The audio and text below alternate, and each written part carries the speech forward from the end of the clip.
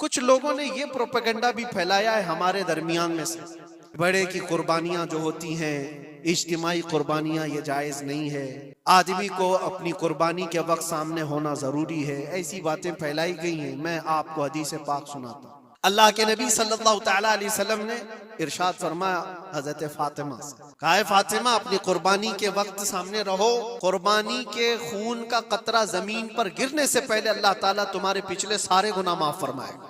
حدیث پاک ہے، لیکن ساتھ میں دوسری حدیث یہ بھی ہے، نبی پاک صلی اللہ تعالیٰ علیہ وسلم نے اپنی قربانی کا وکیل حضرت علی کو بنایا تھا، اپنی نیابت دے دی کہ میری طرف سے تم قربانی کرو۔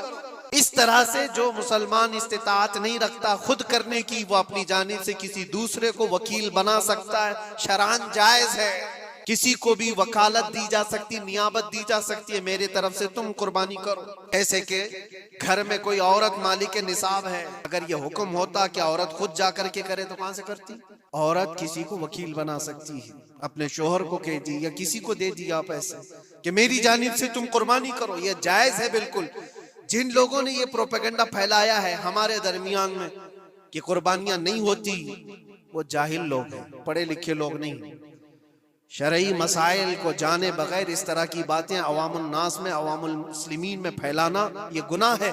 ہاں اس بات کو یاد رکھیں، جو وکیل ہے قربانی کا اس کے اوپر ذمہ داری ہے کہ وہ جتنے لوگوں کی قربانی کر رہا ہے جانور شریعت کے مطابق کا لے، عیبدار جانور کی قربانی نہ کرے، اگر ہو کمزور ہو، سینگ ٹوٹا ہوا ہو، کان کٹا ہوا ہو، پیر کٹا ہوا ہو، دم کٹی ہوئی ہو، یا اتنا کمزور کہ چل نہیں سکتا، کھڑا نہیں ہو سکتا، ایسا عیبدار جانور نہ لے۔ یہ وکیل کی ذمہ داری ہے جو سب کی طرف سے قربانی کر رہا ہے۔ حدیث پاک میں ملتا ہے کہ نیابت اور دوسرے کو وکالت دینا جائز ہے۔ کچھ لوگ یہ بھی پھیلاتے ہیں کہ قربانی کے جو حصے لیے جاتے ہیں، گوشت دیا جائے تو اس کی قیمت الگ ہوتی ہے، گوشت نہ لو تو اس کی قیمت الگ ہوتی ہے، یہ سب پھیلی ہوئی چیزیں ہیں۔ اس کا ریزن بھی پتہ کرنا چاہیے، ایسی بغیر علم کے بات کرنے سے۔